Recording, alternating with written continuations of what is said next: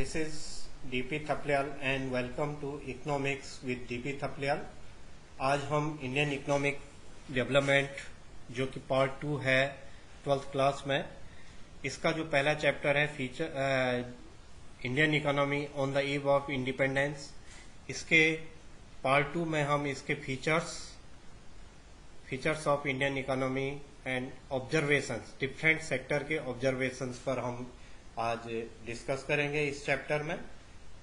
और जो हमारी ये इंडियन इकोनॉमी के फीचर्स हैं, हमने पहले पार्ट में Indian economy on the eve of independence के किन सेक्टर्स में एक्सप्लॉयटेशन हुआ, क्या क्या exploitation, agriculture, industries and international trade, इनमें जो एक्सप्लॉयटेशन हुआ था उसके बारे में पढ़ा था। अब हम आज डिस्कस करते हैं features of Indian economy on the eve of independence. Firstly, backward economy.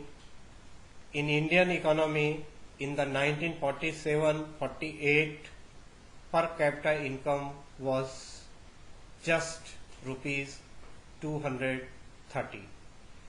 हमारी इकोनॉमी बैकवर्ड इकोनॉमी हो गई थी क्योंकि ब्रिटिश पीरियड में यहाँ पर कंटिन्यूस एक्सप्लॉयटेशन हुआ।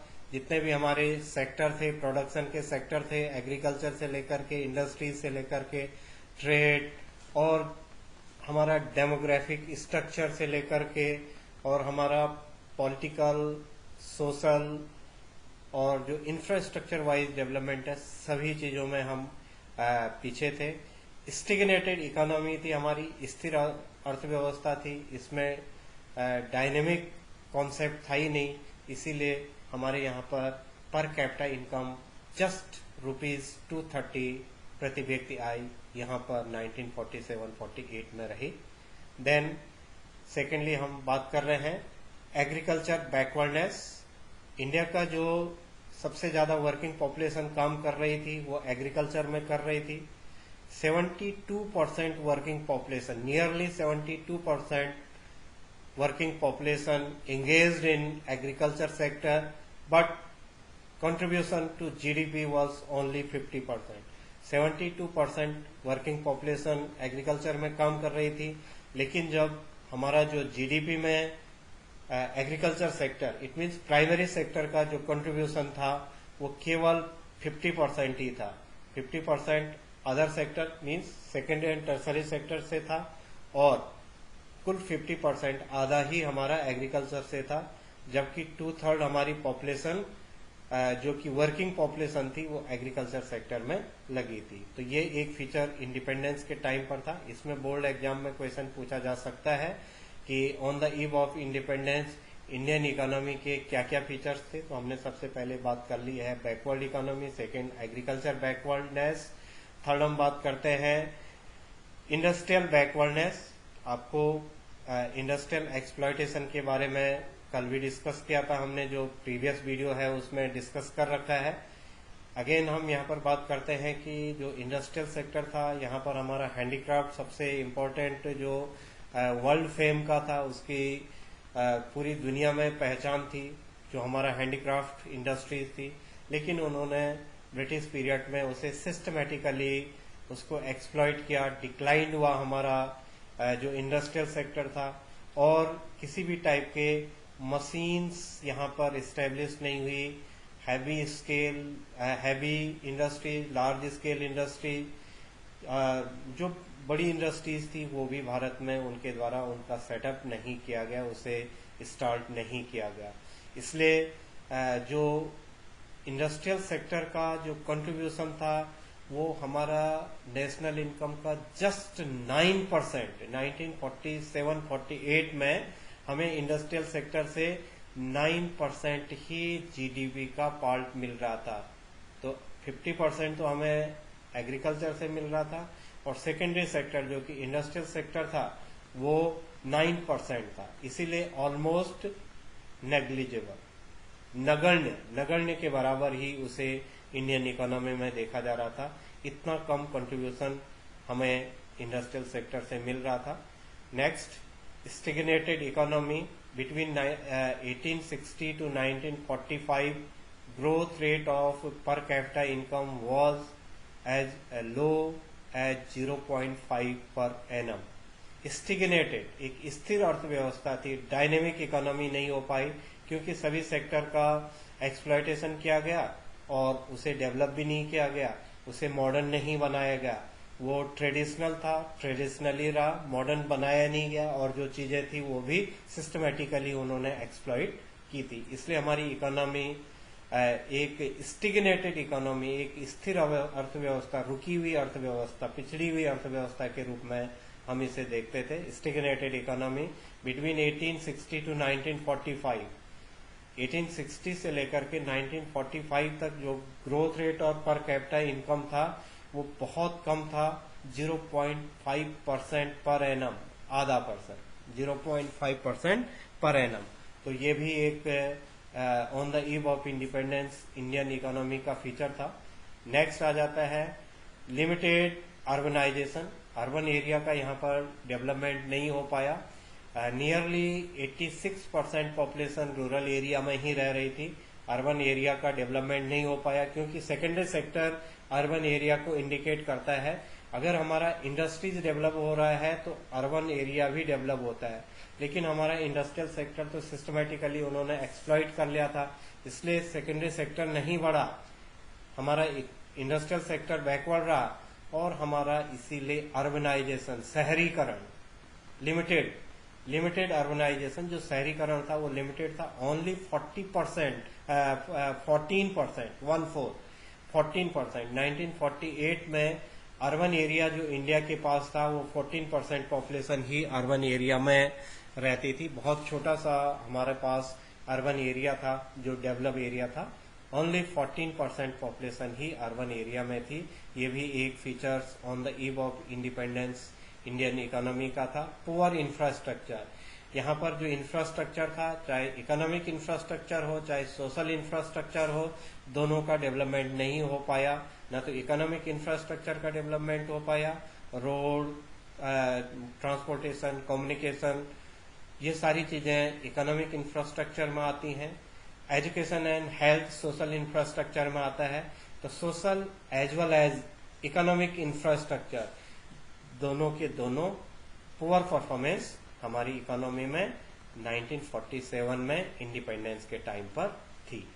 Next, heavy dependency on import.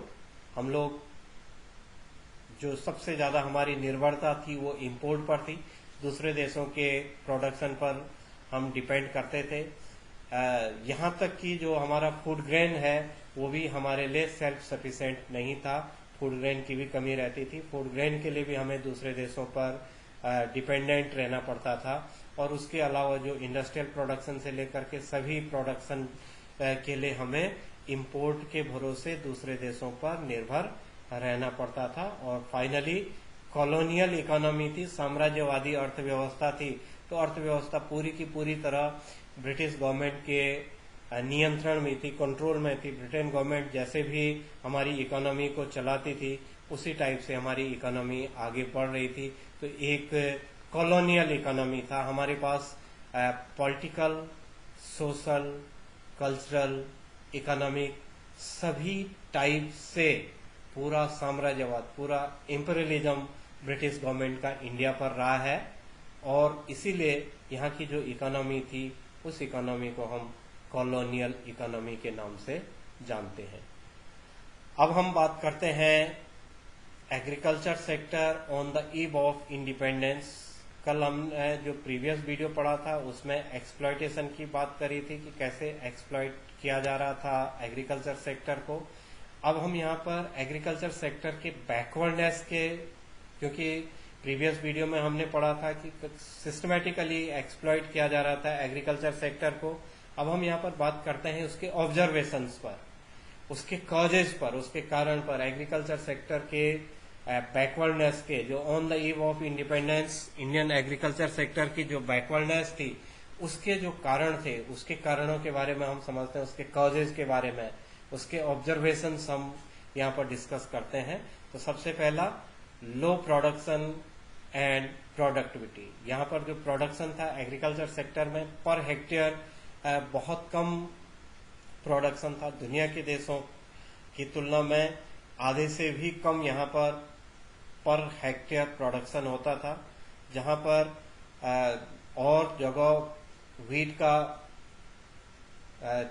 जो प्रोडक्शन था वो 1 टन, 2 टन, 3 टन हेक्टेयर के हिसाब से, या 4, 5, 6, 7 ऐसे करके जो लोगों के यहाँ पर हेक्टेयर और पर एकड़ प्रोडक्शन होता था, उसके हिसाब से भारतीय अर्थव्यवस्था में जो एग्रीकल्चर था उसमें, क्योंकि यहाँ पर जमींदारी सिस्टम था, मिडिलमैन हुआ करते थे, फार्मर को एग्रीकल्चर सेक्टर में अपनी ओनरशिप नहीं थी, तो जो लो प्रोडक्शन था और उसकी प्रोडक्टिविटी भी बहुत कम थी, प्रोडक्शन भी कम था और प्रोडक्टिविटी भी कम थी अदर कंट्रीज के कंपेरिजन में। दुनिया के जितने देश थे उनके कंपेरिजन में हमारा एग्रीकल्चर प्रोडक्शन बहुत कम था, जबकि हमारे 72%, नियरली 72% वर्किंग पॉपुलेशन एग्रीकल्चर में लगी थी, ज्यादातर वर्किंग पॉपुलेशन उसी में लगी थी, लेकिन पर हेक्टेयर प्रोडक्शन कम था। सेकंड हो जाता है सब्सटेंस फार्मिंग। सब्सटेंस फार्मिंग का मतलब होता है कि जो खेती अपने स्वनिर्भर के लिए किए जाते, अपने लिए की जाती है, ये कॉमर्शियल एग्रीकल्चर नहीं थी, ट्रेड के लिए नहीं किया जा रहा था, केवल और केवल जो एग्रीकल्चर की जाती थी वो सेल्फ सफिशिएंट के लिए की जाती थी, आत्मनिर्भर स्वयं के लिए की जाती थी। छोटे छोटे कम हमारे पास जो फार्मर के पास था लैंड साइज कम था, उस पर उनका राइट भी नहीं था, ओनरशिप भी नहीं थी, और कम लैंड उनके पास होती थी, इसलिए वो केवल अपने अपने लिए जितनी खेती जितना उनके लिए जरूरत होती है, जरूरत भर के लिए फूड ग्रेन का प्रोडक्शन करते थे। तो बहुत ज्यादा कॉमर्शलाइजेशन एग्रीकल्चर का नहीं था, ज्यादा प्रोडक्शन नहीं होता था कि जिससे उसे एक्सपोर्ट किया जाए या सेल किया जाए, तो केवल सब्सटेंस फार्मिंग ही यहाँ पर की जाती थी। और थर्ड हम बात करते हैं एग्रीकल्चर सेक्टर में हाई डिग्री ऑफ अनसर्टेनिटी। यहाँ पर जो अनिश्चितता थी, खेती की अनिश्चितता थी, अनसर्टेनिटी इसलिए थी क्योंकि एग्रीकल्चर डिपेंड ऑन मॉनसून। भारतीय जो खेती थी, एग्रीकल्चर था, वो मॉनसून बेस्ड था। इरिगेशन फैसिलिटीज यहाँ पर बहुत ज्यादा थी नहीं। On the eve of independence agriculture में इरिगेशन वगैरह की यहाँ पर फैसिलिटी थी नहीं, और जब खेती केवल और केवल मानसून पर निर्भर रहती थी, तो जिस साल मानसून अच्छा नहीं रहता था उस साल हाई डिग्री ऑफ अनसर्टेनिटी, बहुत अच्छा प्रोडक्शन भी होता था। जब बारिश अच्छी हो रही है, बारिश अच्छी नहीं हो रही है तो बहुत खराब प्रोडक्शन भी हो रहा। ज्यादा बारिश भी कई प्रोडक्शन के लिए बहुत खराब होती है, कम बारिश भी खराब होती है, तो इसलिए रिस्क था, high degree risk agriculture sector में on the eve of independence था, इसीलिए यहाँ पर लो प्रोडक्टिविटी रही है। फिर है land revenue system which lead to exploitation of the farmer. इसे हमने प्रीवियस वीडियो में पढ़ा था कि लैंड रेवेन्यू सिस्टम में यहाँ पर जमींदारी सिस्टम था, जमींदारी सिस्टम में मिडिल मैन हुआ करते थे, मिडिल मैन जमींदार हुआ करता था, और जो फार्मर होता था, जो ट्रेलर जिसे हम कहते हैं, जो जोतने वाला था, खेती जोतने वाला था, उसे लैंड पर कोई भी उसका ओनरशिप नहीं होता था, और ब्रिटिश गवर्नमेंट और जमींदार के बीच में निगोशिएशन होती थी रेंट की, जो जमीन पर कर लगता था, लगान, रेंट जिसे हम बोलते हैं, तो उसी को हम जमींदारी सिस्टम बोलते हैं। और उससे यहाँ पर जो लैंड रेवेन्यू सिस्टम था उससे एक्सप्लॉयटेशन किया जाता था, खेती में प्रोडक्शन हो और न हो, जितना रेवेन्यू आपको जमींदार को देना था उतना देना ही पड़ता था, चाहे वो बारिश न होने से प्रोडक्शन बिल्कुल भी ना हो या चाहे ज्यादा हो कम हो, लेकिन वो लगातार अपना रेंट का उनका जो फिक्स किया रहता था उतना वो ले लेते थे। तो इसलिए फार्मर का कंटिन्यूस यहाँ पर एक्सप्लॉयटेशन हो रहा था, इसलिए भी इंडियन एग्रीकल्चर बैकवर्डनेस थी on the eve of independence. फिर आ जाता है small and fragmented holdings. Small and fragmented का मीनिंग होता है खंडित, छोटी और खंडित टुकड़े, जिसे हम टुकड़े बोलते हैं। तो जमीन छोटी छोटी थी, जो खेती करने वाले लैंड थी जिसे हम फील्ड बोलते हैं, तो फील्ड साइज जो है वो बहुत छोटा था। हिंदी में हम इसे जोत शब्द बोलते हैं। तो छोटी यहाँ पर स्मॉल साइज के होल्डिंग्स थी फार्मर की, 2 हेक्टेयर 1 हेक्टेयर, यहाँ पर एवरेज 2 हेक्टेयर लैंड से ज़्यादा किसी भी फार्मर पर उस समय नहीं देखी गई थी on the eve of independence. तो छोटे छोटे हमारे पास टुकड़ों में बटे हुए थे जो हमारे खेत थे, छोटे छोटे टुकड़े होते थे, फ्रैगमेंटेड छोटे छोटे जो खंडित टुकड़े हुए जो जमीन थी उस पर खेती करते थे। और इसलिए उन पर न तो इरिगेशन के लिए सुविधा हो सकती है, न ही ट्रैक्टर और न्यू टेक्नोलॉजी को, न्यू इनपुट्स को उसमें यूज नहीं किया जा सकता। जितने छोटे खेत होंगे, जितना छोटा उसका लैंड होल्डिंग होगी, उतना ही मॉडर्न टेक्नोलॉजी को, मॉडर्न जितने भी इनपुट्स हैं एग्रीकल्चर के, उनको यूज नहीं किया जा सकता था। और इसीलिए यहाँ पर हेक्टेयर प्रोडक्शन उस समय बहुत कम था। फिर आ जाता है force commercialisation of agriculture. British government ने यहाँ पर जो एग्रीकल्चर में सबसे ज्यादा जो प्रॉब्लम रही है वो फोर्स कॉमर्शलाइजेशन रहा है। इन्होंने इंडिगो की खेती करवाई है, नील की खेती। आपने प्रीवियस क्लासेज में इस चीज को पढ़ा है कि यहाँ पर कॉमर्शियल एग्रीकल्चर करवाया जा रहा था। इसमें ओपियम था और जो इंडिगो था उसका प्रोडक्शन करवाया जा रहा था। तो जो फूड ग्रेन थे उनका प्रोडक्शन न करवा करके ब्रिटिश गवर्नमेंट वो प्रोडक्शन करवा रही थी जो उसके लिए रॉ मटेरियल का काम करे। तो जबरदस्ती फोर्स कॉमर्शलाइजेशन ऑफ एग्रीकल्चर का जबरदस्ती कॉमर्शलाइजेशन किया जा रहा था। और कॉमर्शियल एग्रीकल्चर में केवल उसी कॉमर्शियल एग्रीकल्चर को करना पड़ता था जो कि उनके लिए रॉ मटेरियल में यूज आए। बाकी और कॉमर्शियल चीजों में और एग्रीकल्चर अपने हिसाब से किसान नहीं कर सकता था कॉमर्शियलाइजेशन। केवल वही कॉमर्शलाइजेशन मीन्स वही एग्रीकल्चर प्रोडक्ट कॉमर्शलाइजेशन करना पड़ता था जिसे ब्रिटिश गवर्नमेंट चाहती थी। जैसे इंडिगो उन्हें कपड़ों के रंग के लिए उनके दुनिया की सबसे ज्यादा जो कॉटन मिल्स थी वो ब्रिटेन में थी, और उसके लिए जो कलर करने के लिए कलर की जरूरत पड़ती थी वो इंडिगो होता था। और भारत में इंडिगो का सबसे ज्यादा प्रोडक्शन होने के लिए क्लाइमेटिकल कंडीशन थी तो वो उसे करवाते थे अपने हिसाब से, उसी का कॉमर्शियल रूप में उसी एग्रीकल्चर प्रोडक्ट को करते थे और बाद में उसे कम कीमत पर भारत से एज ए रॉ मटेरियल खरीद करके ले जाते थे। नेक्स्ट आ जाता है lack of machines of irrigations, means of irrigations. तो जो सिंचाई के साधन थे उनकी भी कमी थी। ये पहले ही आपसे डिस्कस हो चुका है कि किसी भी ज्यादा इन्होंने इरिगेशन मीन्स को यहाँ पर बढ़ावा दिया नहीं। पूरी तरह से monsoon based agriculture Indian economy में देखी गई on the eve of independence.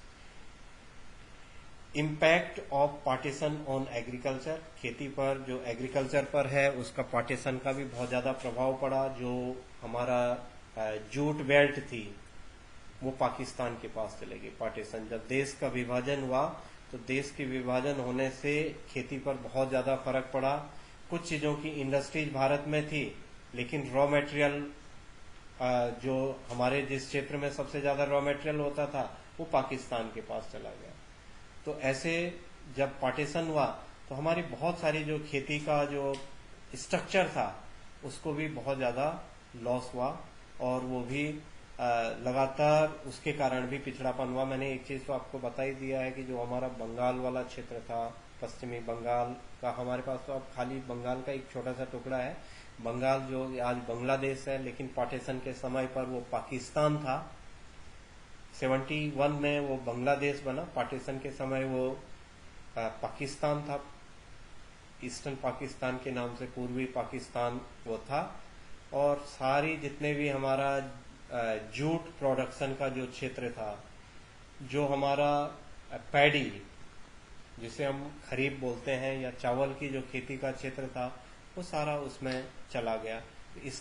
इसके कारण भी हमारा एग्रीकल्चर सेक्टर पिछड़ा हुआ था on the eve of independence. अब हम बात करते हैं इंडस्ट्रियल सेक्टर का।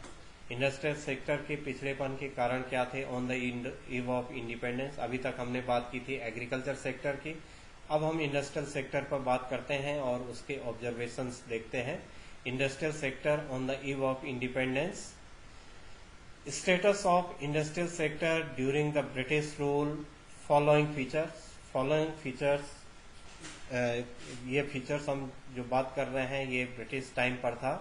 सबसे पहले था decay of handicraft, decline. Decay of handicraft का मतलब होता है डिक्लाइन। हैंडीक्राफ्ट जो था वो कंटिन्यूस डिक्लाइन किया गया, सिस्टमेटिकली उन्होंने एक्सप्लॉइट किया। और सेकेंडली हम बात कर रहे हैं स्लो प्रोग्रेस ऑफ मॉडर्नाइजेशन और slow progress of modern industry. जो मॉडर्नाइजेशन हुआ इंडस्ट्रियल सेक्टर में उसका जो प्रोग्रेस था वो बहुत स्लो था, और जो हमारे हैंडक्राफ्ट था उसे डिक्लाइन किया गया सिस्टमेटिकली। कैसे किया गया उस पर हमने प्रीवियस वीडियो में भी शॉर्टली डिस्कस किया था। यहाँ पर भी बहुत कम शब्दों में मैं उस पर आपसे चर्चा करता हूँ, क्योंकि प्रीवियस वीडियो में हमने इस पर डिटेल से डिस्कस किया है। तो decay of handicraft, decline, decay for means decline. तो यहाँ पर जो हमारे पास डिस्क्रिमिनेटरी टैरिफ पॉलिसी, इस पर प्रीवियस वीडियो में हमने चर्चा की थी कि इंपोर्ट एंड एक्सपोर्ट की जो टैक्सेशन पॉलिसी थी, इंपोर्ट एंड एक्सपोर्ट पर जो टैक्सेशन पॉलिसी थी वो डिस्क्रिमिनेटेड थी। जो इंडिया का रॉ मटेरियल था वो इंपोर्ट जितना भी रॉ मटेरियल वो ले जाते थे वो एक्सपोर्ट फ्री था, और जो इंडिया का फिनिश्ड आइटम जाएगा, जो बनी हुई चीजें भारत की बाहर जाएंगी, तो उस पर एक्सपोर्ट, हैवी एक्सपोर्ट था। तो इंडिया का प्रोडक्ट बाहर हैवी टैक्सेशन के साथ जाएगा तो कॉस्टली हो जाएगा, और इंडिया का जो रॉ मटेरियल है उसे वो इंपोर्ट करते थे वो इन्होंने टैरिफ फ्री रखा हुआ था, उस पर कोई भी टैक्स नहीं लगा रखा था। तो उसे हम कहते हैं discriminated tariff policy. Export raw material, जो भी वो यहाँ से रॉ मटेरियल अगर हम एक्सपोर्ट कर रहे हैं वो टैक्स फ्री था, लेकिन फिनिश्ड आइटम एक्सपोर्ट करेंगे उस पर हैवी टैक्स था। इंपोर्ट में क्या था, अगर हम इंपोर्ट ब्रिटेन के सामान को करते हैं तो वो टैरिफ फ्री था, टैक्स फ्री था, वो यहाँ पर सस्ता बिकता, और इंडिया का जो एक्सपोर्ट होगा फिनिश गुड उस पर हैवी टैक्स थे। तो उसे हम कहते हैं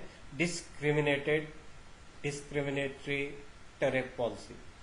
सेकेंड, मशीन मेड जो गुड्स थी उनका प्रोडक्शन भारत में बहुत कम था, और क्योंकि मशीन इस्टेब्लिश्ड होने ही नहीं थी, ब्रिटिश गवर्नमेंट ने यहाँ पर की ही नहीं, क्योंकि उन्हीं का यहाँ पर एम्पायर था। और मशीनों का जो डेवलपमेंट था, जो लार्ज स्केल इंडस्ट्री थी, वो इंडस्ट्रियल रेवोल्यूशन ब्रिटेन में ही शुरू हुई थी। तो वहाँ पर बहुत ज़्यादा इंडस्ट्री जो उन्होंने लार्ज स्केल इंडस्ट्री लगाई, उनके लिए रॉ मटेरियल इंडिया से ले जाते थे, इसलिए वहाँ पर कभी भी यहाँ इंडिया में उन्होंने लार्ज स्केल इंडस्ट्री या मशीन बेस्ड इंडस्ट्री को डेवलप होने नहीं दिया। फिर न्यू पैटर्न ऑफ डिमांड, धीरे धीरे 1947 तक दुनिया की जो डिमांड है वो चेंज होने लग गई। पहले जिन चीज़ों का बिफोर इंडस्ट्रियलाइजेशन, जो इंडस्ट्रियल रेवोल्यूशन है उससे पहले लोगों की डिमांड कुछ और थी, और जैसे जैसे इंडस्ट्रियलाइजेशन हुआ वैसे वैसे लोगों की डिमांड बदलने लग गई। जो इंडिया की रिच सोसाइटी थी वो यूरोपीय कपड़ों को पहनने लग गई, यूरोपीय चीजों को पसंद करने लग गई। वेस्टर्न कंट्री कल्चर को धीरे धीरे इंडिया में एडॉप्ट किया जाने लगा, और जब वेस्टर्न कल्चर को एडॉप्ट किया जाने लगा तो इंडियन इंडस्ट्रीज में जो प्रोडक्शन हो रहा था वो ट्रेडिशनल प्रोडक्शन हो रहा था। उस ट्रेडिशनल प्रोडक्शन की लगातार डिमांड कम होने लग गई थी, क्योंकि इंडिया के एक जो रिच क्लास था उसकी लगातार जो डिमांड थी वो ट्रेडिशनल डिमांड को छोड़ करके वेस्टर्नाइज डिमांड करने लग गया था। वहीं के कल्चर को, वहीं के जो उनका पहनावा है, खान पान है, उसी चीज को वो वेस्टर्न सिस्टम को फॉलो करने लग गया था। तो इसलिए भी इंडियन इंडस्ट्री लगातार उनमें डिक्लाइन होना शुरू हो गया था। एक तो सिस्टमेटिकली किया गया, एक यहाँ पर हैवी इंडस्ट्रीज स्टैब्लिश नहीं होने दी, और तीसरा यहाँ पर डिमांड भी क्या होने लग गई थी, लगातार कम चेंज होने लग गई थी, नए टाइप की डिमांड होने लग गई थी। इंडस्ट्रियलाइजेशन के बाद लोग हाथ से बनी हुई चीज़ों को कम पसंद कर रहे थे, और जो इंडस्ट्रियल प्रोडक्ट होते थे, जो इंडस्ट्रीज से जो प्रोडक्ट आते थे, उनकी धीरे धीरे डिमांड बढ़ने लग गई थी। इसलिए भी इंडियन इंडस्ट्री लगातार डिक्लाइन कर रही थी। Next, introduction of railway in India. यहाँ भारत में रेलवे का डेवलपमेंट हो गया था, रेलवे इंट्रोड्यूस हो गई थी। रेलवे इंट्रोड्यूस होने के कारण भी जो प्रोडक्ट थे, जो लोगों की डिमांड थी, वो पूरी हो जाती थी। एक जगह का सामान दूसरी जगह आने जाने लग गया था। ट्रांसपोर्टेशन मीन्स की फैसिलिटीज के कारण डिमांड ग्लोबल होने लग गई थी, या पूरी कंट्री में जो डिमांड थी वो पूरी फुलफिल हो जाती थी।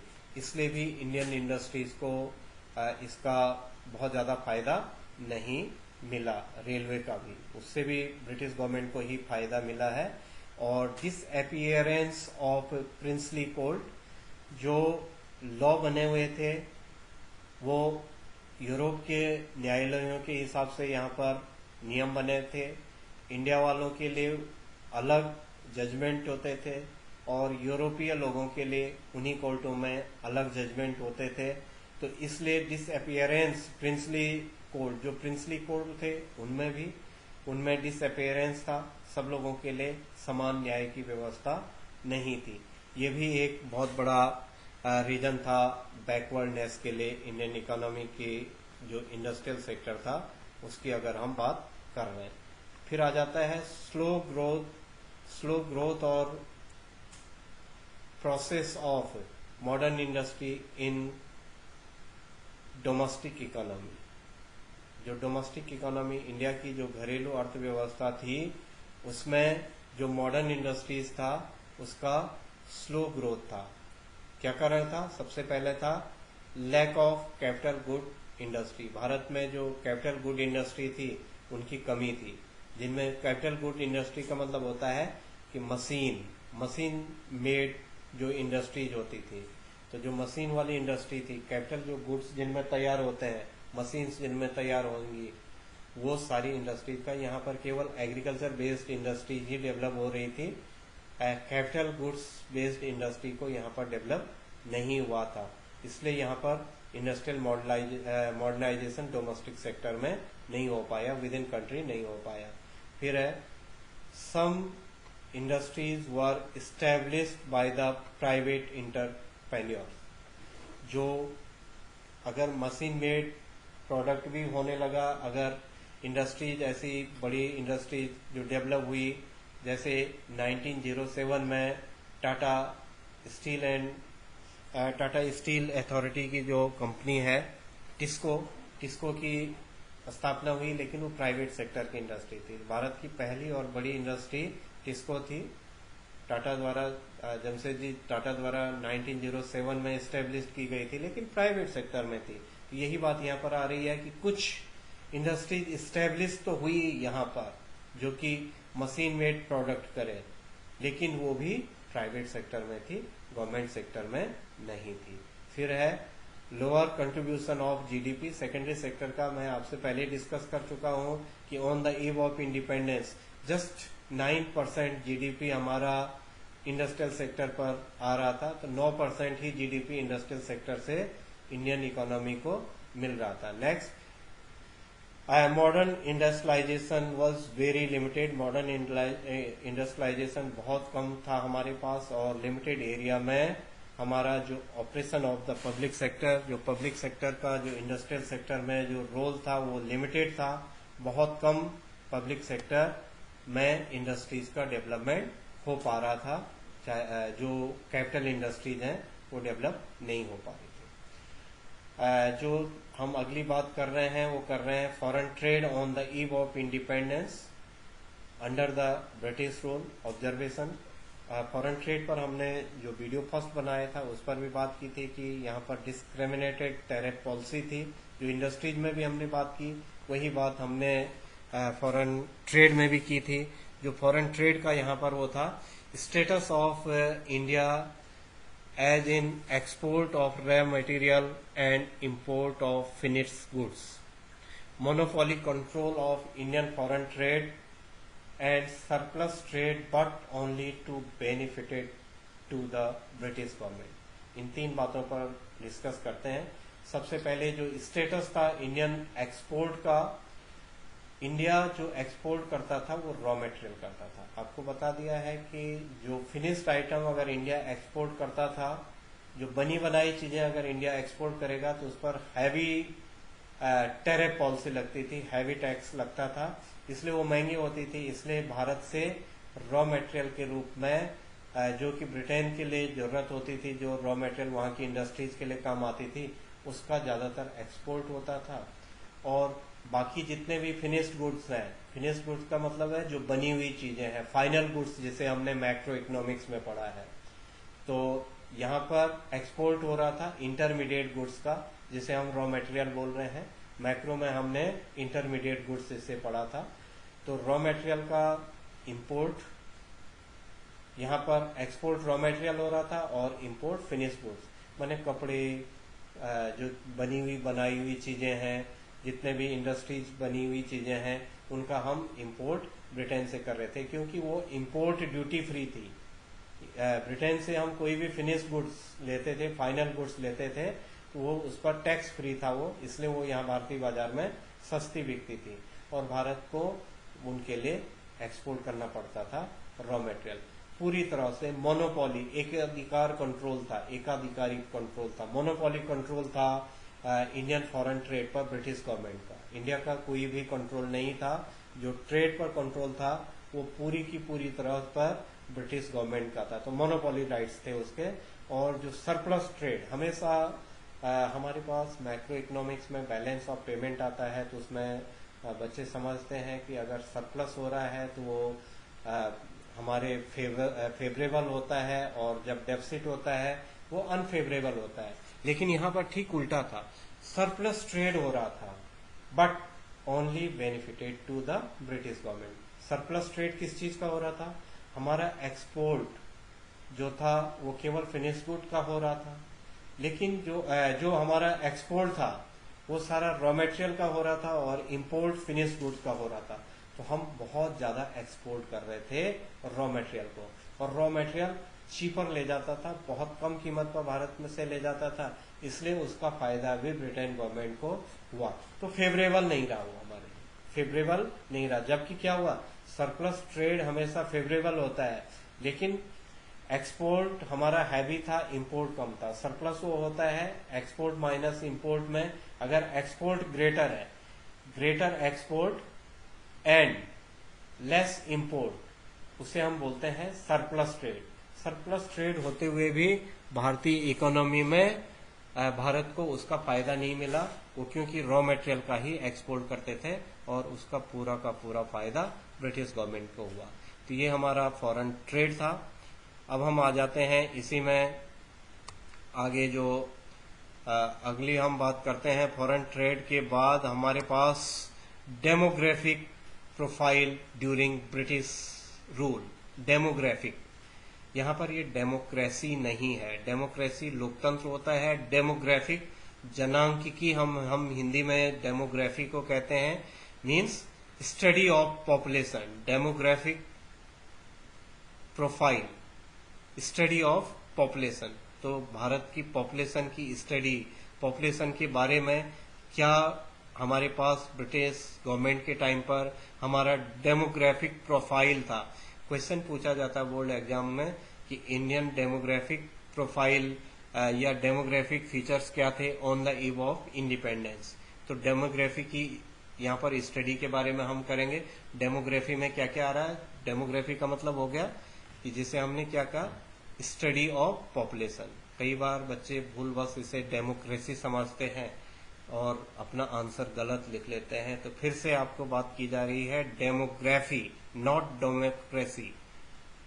डेमोक्रेसी नहीं है, ये लोकतंत्र नहीं है, डेमोग्राफी है। It means study of population on the eve of independence.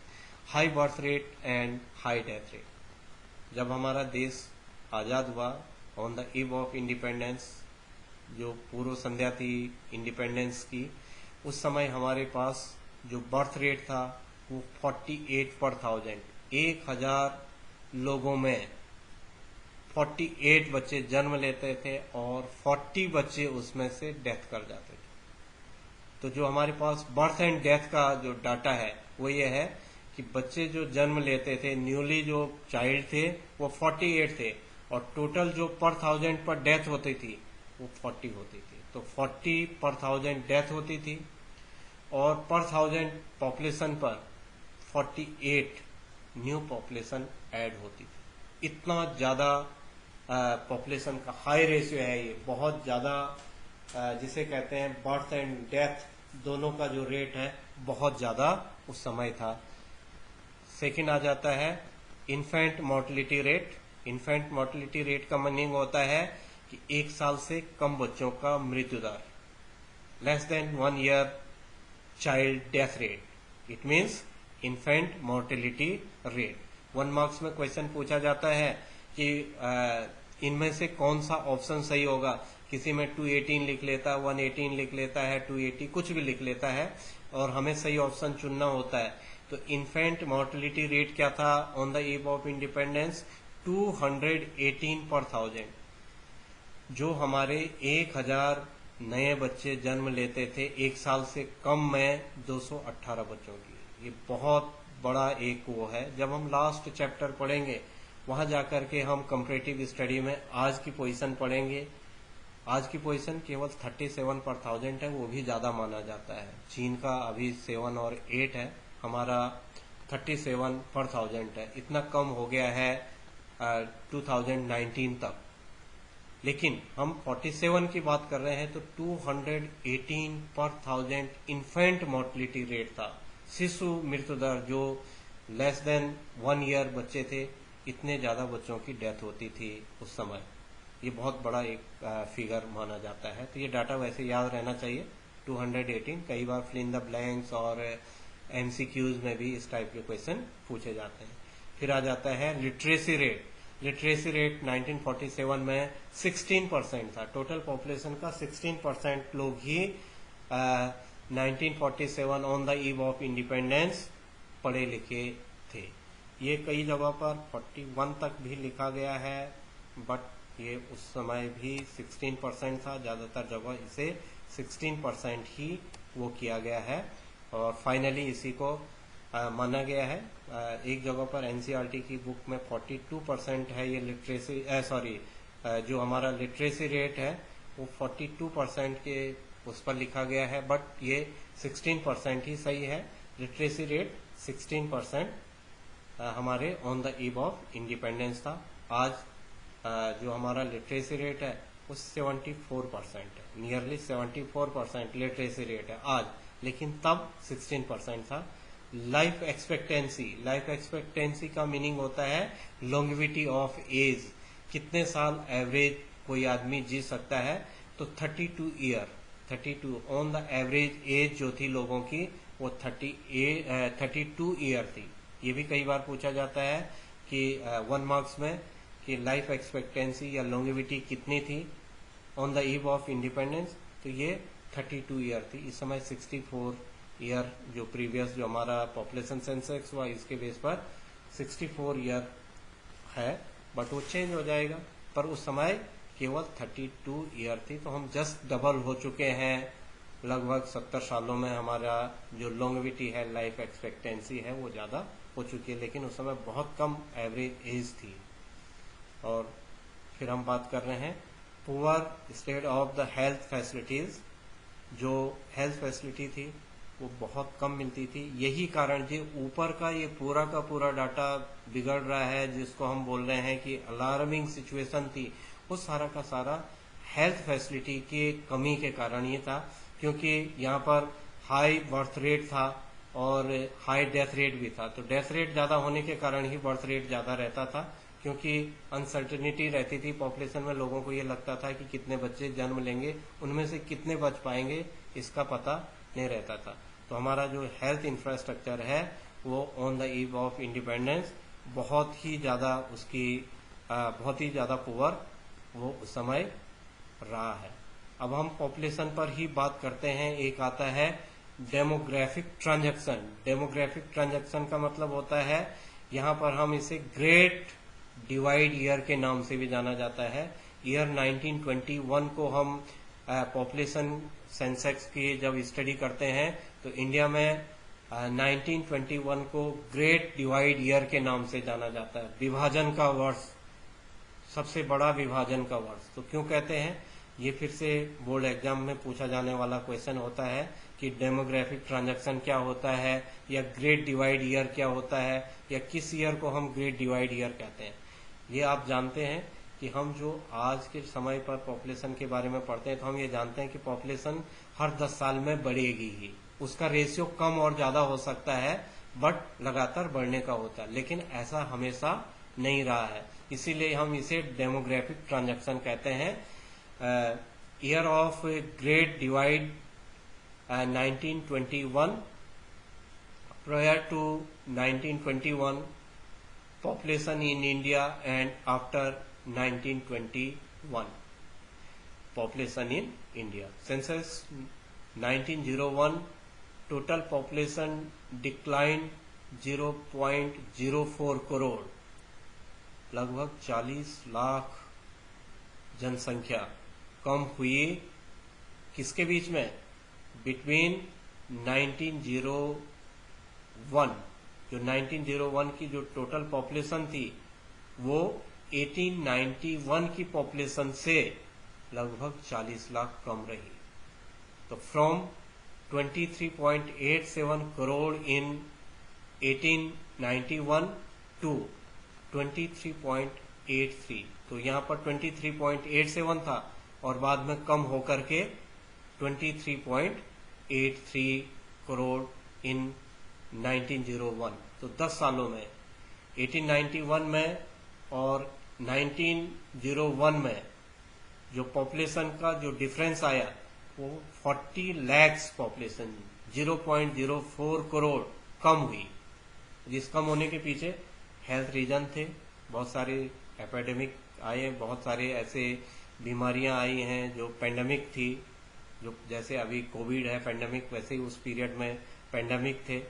उन पेंडेमिक के कारण हुआ, और जो एपिडेमिक्स थे उनके कारण हुआ, सूखे के कारण हुआ, भूख के कारण हुआ, बहुत सारे रीजन रहे हैं जिनसे इस समय पॉपुलेशन कम हुई। अगेन सेंसस ऑफ 21 डिक्लाइन, पहले तो हुआ था 1891 एंड 1901 के बीच में पॉपुलेशन 0.04 करोड़ कम हुई थी, मींस 40 लाख कम हुई थी। फिर 1921 में डिक्लाइन हुई, 1911 से लेकर के 1921 के बीच में पॉपुलेशन फिर कम हुई, from 25.21 crore in 1911 to 25.14 crore in 1921।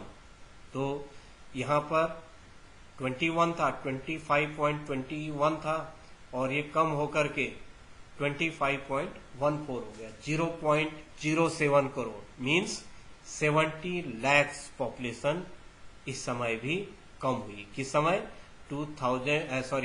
1911 to 1921। तो दो पीरियड ऐसे हमारे पास आए, 1891 टू 1901। इन 10 सालों में 40 लैक्स पॉपुलेशन कम हुई, और 1911 टू 1921 हमारे पास 70 लैक्स पॉपुलेशन उन 10 सालों में कम हुई। तो पहले से जनसंख्या कम होना 10 सालों में, इसका मतलब है कि भूख, गरीबी, बीमारी, इन सब चीजों से पॉपुलेशन क्या हुई होगी, कम हुई है। बहुत सारे उसके पीछे रीजन रहे, लेकिन 1921 ऑनवर्ड्स जो पॉपुलेशन है वो कभी भी डिक्लाइन नहीं हुई, इसीलिए उसे ग्रेट डिवाइड ईयर के नाम से जाना जा रहा है। Before 1921, study of population before 1921 and after 1921, इसीलिए ग्रेट डिवाइड कह रहे हैं, और डेमोग्राफिक ट्रांजैक्शन बोल रहे हैं उसे। ग्रेट डिवाइड था, वहां पर से पॉपुलेशन का सीक्वेंस, और उसके बाद लगातार पॉपुलेशन इंडिया की बढ़ती गई 1921 के बाद। तो ये भी बोर्ड एग्जाम का एक इम्पोर्टेंट क्वेश्चन देखा जाता है। इसके बाद जो हम अगली बात कर रहे हैं, ऑक्यूपेशनल स्ट्रक्चर। ऑक्यूपेशनल का मतलब होता है जो हमारा व्यवसाय है। तो व्यवसाय 3 सेक्टर हमारे इकोनॉमी में होते हैं। प्राइमरी सेक्टर एग्रीकल्चर सेक्टर होता है, सेकेंडरी सेक्टर इंडस्ट्रियल सेक्टर होता है, मैन्युफैक्चरिंग सेक्टर होता है, और टर्सरी सेक्टर सर्विस सेक्टर होता है। On the eve of independence, स्वतंत्रता के समय, पहले भी हमने आपसे बात कर ली है कि मैक्सिमम जो हमारी वर्किंग पॉपुलेशन है, the principal source of occupation about 72.7% of working population was engage in agriculture. आपको पहले भी बताया है कि नियरली 72% पॉपुलेशन एग्रीकल्चर सेक्टर में काम कर रही थी। ऑक्यूपेशन, लोगों का प्रमुख व्यवसाय क्या था? खेती था। ऑक्यूपेशन इंपॉर्टेंट, जो लोगों का अपना ऑक्यूपेशन था, व्यवसाय था। तो जितने वर्किंग पॉपुलेशन थी उसकी 72.7% पॉपुलेशन एग्रीकल्चर सेक्टर में इंगेज थी। और industrial sector and insignificant source of occupation, nearly 9% of working population was engaged in manufacturing industry। केवल 9% पॉपुलेशन ही हमारी सेकेंडरी सेक्टर में काम कर रही थी। बहुत कम पॉपुलेशन, क्योंकि हमारा इंडस्ट्री जो था वो तो या डेवलप भी नहीं किया गया, और जो था उसे भी सिस्टमेटिकली एक्सप्लॉइट किया गया, खत्म किया गया। इसलिए सेकेंडरी सेक्टर में ज्यादा पॉपुलेशन एंगेज नहीं थी। और जो रेस्ट ऑफ पॉपुलेशन थी, नियरली जो भी हमारे पास बची हुई पॉपुलेशन थी, वो सब टर्सरी सेक्टर में लगी हुई थी, और उसका जो ग्रोथ था वो अनबैलेंस था। अनबैलेंस ग्रोथ टर्सरी सेक्टर में था, क्योंकि प्राइमरी और सेकेंडरी सेक्टर में जब डेवलपमेंट नहीं होगा तो सर्विस सेक्टर भी डेवलप नहीं हो पाएगा। क्योंकि सर्विस कहाँ देनी पड़ती है? प्राइमरी सेक्टर को देनी पड़ती है। सर्विस सेक्टर में हमारे पास ट्रांसपोर्टेशन, कम्युनिकेशन, ये सारी चीजें सर्विस में, वाटर है, ये सब सेकेंडरी टर्सरी सेक्टर में आती हैं।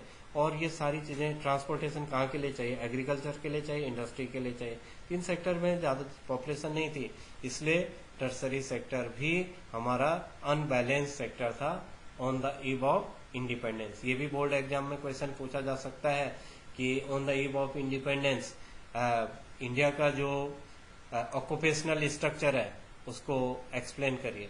तो ये हमारा यहाँ पर एक्सप्लेन हो सकता है 3-4 मार्क्स के लिए, ये हम इसे डिस्कस कर सकते हैं। लास्ट में हम बात कर रहे हैं infrastructure on the eve of independence. जो हमारे पास इंफ्रास्ट्रक्चर है उसकी क्या कंडीशन थी on the eve of independence. Infrastructure 2 parts में डिवाइड होता है, एक इकोनॉमिक इंफ्रास्ट्रक्चर होता है और एक सोशल इंफ्रास्ट्रक्चर होता है। इसका हमारे पास पूरा चैप्टर है जो इंडियन इकोनॉमी में चैलेंजिंग फेसिंग इंडियन इकोनॉमी का जो यूनिट है उसमें हमारे पास इंफ्रास्ट्रक्चर पूरा चैप्टर है, और उसमें इकोनॉमिक एंड सोशल दोनों इंफ्रास्ट्रक्चर है। लेकिन हम यहाँ पर थोड़ा सा समझ लेते हैं कि on the eve of independence infrastructure की क्या पोजीशन थी इंडिया की इंफ्रास्ट्रक्चर की। तो on the eve of independence road, railway, air and water transportation and communication, इन सभी का ब्रिटिश टाइम पर थोड़ा सा डेवलपमेंट हुआ है।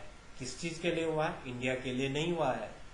Road, railway, air, communication, social communication, ये चारों के चारों जो ट्रांसपोर्टेशन को ब्रिटिश गवर्नमेंट ने डेवलप किया है, वो रॉ मटेरियल को अपने यहाँ पहुंचाने के लिए किया है कि अपना फिनिश्ड आइटम यहाँ पर सेल हो जाए, और इंडिया के रॉ मटेरियल को, रेलवे रॉ मटेरियल को ले जाने के लिए किया गया, वाटर ट्रांसपोर्ट रॉ मटेरियल को ले जाने के लिए किया गया, रोड उन्हीं एरिया में, रेलवे लाइनें उन्हीं एरिया में बिछाई गई, रोड उन्हीं एरिया में बनाई गई जहां पर कि रॉ मटेरियल अवेलेबल था। और कम्युनिकेशन, क्योंकि ब्रिटिश का यहाँ पर शासन हुआ करता था, तो यहाँ के जो समाचार हैं वो ब्रिटेन तक पहुंचाने के लिए यहाँ पर उन्होंने कम्युनिकेशन को भी इस्टेब्लिश्ड किया। तो ये चारों चीजें उन्होंने थोड़ा इनका डेवलपमेंट हुआ है। बट जो उसके बाद का जो हमारा सोशल इंफ्रास्ट्रक्चर है वो बिल्कुल भी उनके टाइम पर आगे नहीं बढ़ा। एजुकेशन केवल वो क्लर्क बनाने की एजुकेशन भारत को देते थे, और यहाँ पर जो एजुकेशन होती थी वो नौकर बनाए रहने की एजुकेशन रहती थी। उनके साथ जो काम करे, क्लर्क का काम करे, जो लेखा जोखा तैयार करे, उसके लिए ही एजुकेशन उन्होंने डेवलप की थी। तो एजुकेशनल सेक्टर में भी बहुत कुछ डेवलप नहीं किया। मैकाले की एजुकेशन सिस्टम था जो कि क्लरिकल एजुकेशन सिस्टम को डेवलप करता था, और उसमें केवल उन्हीं के काम करने के लिए उस एजुकेशन सिस्टम को डेवलप किया गया। हमारे पास जो हायर एजुकेशन है, एडवांस जो एजुकेशन सिस्टम है, उसे उन्होंने डेवलप नहीं होने दिया। केवल primary and secondary education system को थोड़ा बहुत उन्होंने अपने पीरियड में आगे ले गए। फिर आ जाता है हेल्थ एंड हाउसिंग फैसिलिटीज। ये बिल्कुल भी नहीं हुआ। हेल्थ इंफ्रास्ट्रक्चर हमारा सबसे पुअर था। हाउसिंग फैसिलिटीज भी इंडिया की बहुत अच्छी नहीं थी, इसीलिए अर्बनाइजेशन नहीं हुआ। रूरल एरिया में हाउसिंग फैसिलिटी की जरूरत ही नहीं थी, लोग पुअर थे, एग्रीकल्चर फील्ड में सबसे ज्यादा लोग काम करते थे। अर्बन एरिया 14% ही डेवलप हो पाए। हेल्थ इंफ्रास्ट्रक्चर हमने डेमोग्राफी में पढ़ी लिया कि डेमोग्राफी की सारी प्रॉब्लम हेल्थ इंफ्रास्ट्रक्चर के डेवलप न होने से बड़ी है। अब हम फाइनली एक चीज पर बात करते हैं कि क्या कोई पॉजिटिव इम्पैक्ट रहे हैं ब्रिटिश रूल के भारत में। कुछ ऐसा हुआ है, अभी तक तो हमने सब कुछ नेगेटिव पढ़ा, लेकिन कुछ ऐसी चीज हुई होगी जो पॉजिटिव रही होगी। कभी कभी क्वेश्चन पूछा जा सकता है कि were there any positive impact of the British rule in India. कुछ पॉजिटिव रहा होगा। यस, कुछ तो पॉजिटिव रहा है, जिसे मैंने पहले भी बोला है। सबसे पहले तो उन्होंने कॉमर्शलाइजेशन किया एग्रीकल्चर का। तो लोगों ने जो सेल्फ सफिशिएंसी के लिए काम करते थे, जो स्व उपभोग के लिए उत्पादन करते थे, सेल्फ सफिशिएंसी के लिए जो एग्रीकल्चर प्रोडक्शन करते थे, वो उन्होंने कॉमर्शलाइजेशन कर लिया था उसका। तो लोग कॉमर्शियल एग्रीकल्चर करना भी सीख गए थे। धीरे धीरे फूड ग्रेन की जगहों पर लोगों ने कॉमर्शियल एग्रीकल्चर करना शुरू कर लिया था। फिर था मोनेस्ट्री सिस्टम ऑफ एक्सचेंज। उससे पहले भारत में बार्टर सिस्टम था, सीसी इकोनॉमी थी। बार्टर सिस्टम को खत्म होकर के एक्सचेंज सिस्टम शुरू किया, जो कि आज दुनिया के लिए सबसे ज्यादा हेल्पफुल है। दुनिया में आज एक्सचेंज सिस्टम होता है, करेंसी को लेन देन का सिस्टम होता है। तो उस सिस्टम को भी उन्होंने अपने पीरियड में डेवलप किया। यहाँ पर सीसी इकोनॉमी की बहुत सारी ड्रॉबैक्स थे। जो हमारा बार्टर सिस्टम था उसके बहुत सारे ड्रॉबैक्स थे। उस ड्रॉबैक्स को उन्होंने खत्म करके मॉनेटरी सिस्टम को इंडिया में इंट्रोड्यूस किया था। फिर है डेवलपमेंट ऑफ इंफ्रास्ट्रक्चर। मैंने अभी आपको बात कर ही दिया है कि उन्होंने ट्रांसपोर्टेशन, कम्युनिकेशन और एजुकेशन भी, जो हमारी एलिमेंट्री एजुकेशन और जो सेकेंडरी एजुकेशन तक, उससे भी उन्होंने डेवलप किया। हायर तो नहीं किया है, ट्रेनिंग वगैरह भी नहीं किया है, लेकिन उतनी भी उन्होंने अपने यूज के लिए उनका भी डेवलपमेंट हुआ। ये सारा हमारे लिए नहीं किया था इन्होंने, पॉजिटिव इम्पैक्ट हमारे लिए नहीं थे, लेकिन वो इकोनॉमी में इंफ्रास्ट्रक्चर बढ़ा, इसलिए वो हमारे लिए पॉजिटिव हुआ है। तो ये पॉजिटिव है। यस, आज भी हम उस चीज को यूज करते हैं, जिस चीज को यूज कर रहे हैं उसे हम कह सकते हैं कि कुछ पॉजिटिव रहा। फिर इफेक्टिव सिस्टम ऑफ एडमिनिस्ट्रेशन। जो एडमिनिस्ट्रेशन का सिस्टम था, जो प्रशासन का सिस्टम था, वो ब्रिटिश प्रशासनिक व्यवस्था थी। जो आज हमारे जो IAS जो हमारे बनते हैं, इंडियन एडमिनिस्ट्रेटिव सर्विस वगैरह, वो पहले भारत में न करवा के वो ब्रिटेन में करवाते थे। अब भारत में अपनी एडमिनिस्ट्रेटिव व्यवस्था है, लेकिन इस व्यवस्था को, जो एडमिनिस्ट्रेशन में जितना भी परिवर्तन आया है, वो सारे परिवर्तन की शुरुआत ब्रिटिश गवर्नमेंट ने किया है। तो यस, कुछ तो हमें पॉजिटिव रहा है। सारा ऊपर से हमने जितना भी पढ़ा था वो एक्सप्लॉयटेशन का पढ़ा था, लेकिन फाइनली हम कह सकते हैं कि कुछ चीजें पॉजिटिव साइड की भी रही हैं। एग्रीकल्चर में देखें हम, एक्सचेंज में देखें हम, और इंफ्रास्ट्रक्चर डेवलपमेंट में देखें, और एडमिनिस्ट्रेशन में। ये 2-4 चीजें हैं जिनको हम कह सकते हैं कि ब्रिटिश गवर्नमेंट की भारत के लिए देन थी। आप लोगों ने ये वीडियो देखा, और इसमें पूरा on the eve of independence के बारे में हमने समझा। आप लोगों ने इसे देखने के लिए एक बार फिर से